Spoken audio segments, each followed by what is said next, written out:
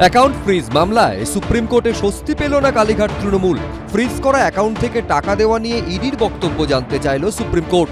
সোমবার সুপ্রিম কোর্টে কালীঘাট তৃণমূলের আইনজীবী কপিল সিব্বল বলেন, দৈনন্দিন খরচ বহন করতে পারছে না দল।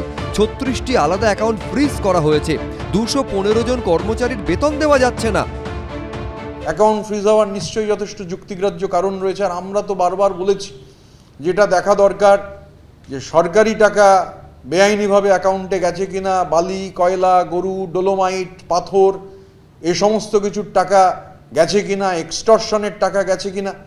তো স্বাভাবিকভাবে এগুলো আমাদের আশঙ্কা, এগুলোর কম্পিটেন্ট অথরিটি ইডি। আর রায় যতটুকু শুনেছি সেটা হচ্ছে যে ইডির সাথেও কথা বলতে হবে এবং সব পক্ষের সাথে কথা বলতে হবে। তো নিশ্চিতভাবে আমাদের সাথেও আমাদের মতামত জানতে চাওয়া হবে, আইনজীবীদের সঙ্গে কথা বলতে হবে।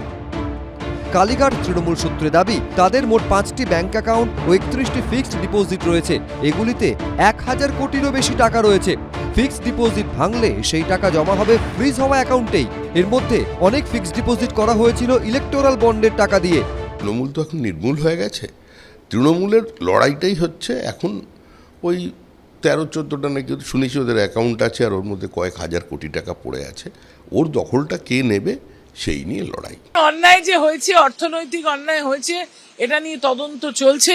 অর্থনৈতিক যে তদন্ত চলছে, তছরূপের তদন্ত, এয়ারলাইন্সকে দেওয়ার তদন্ত, বাড়িটা নিয়ে তদন্ত বা বিভিন্ন যে আরো অনৈতিক কাজকর্ম হয়েছে, এটা যেহেতু সাবজুডিস ম্যাটার, সুতরাং এটা কোর্ট এবং তদন্ত সংস্থা দেখবে।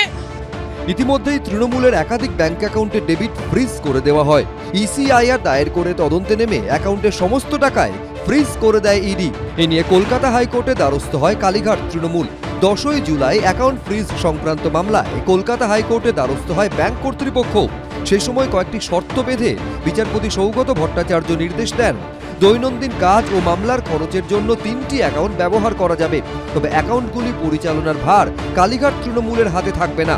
সেগুলি পরিচালনা করবেন আদালতের নিয়োগ করা একজন স্পেশাল অফিসার। এরপর জল গড়ায় সুপ্রিম কোর্ট অবধি। সোমবার সেই মামলাতেই ইডির বক্তব্য জানতে চাইল সর্বোচ্চ আদালত।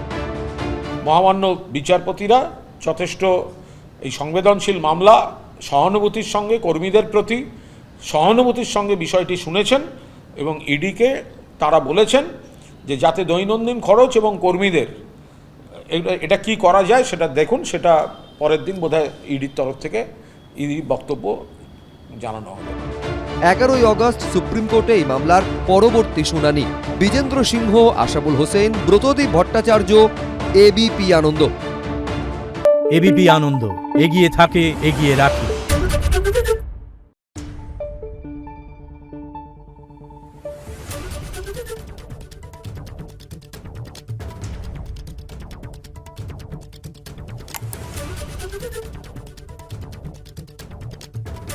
Thank you.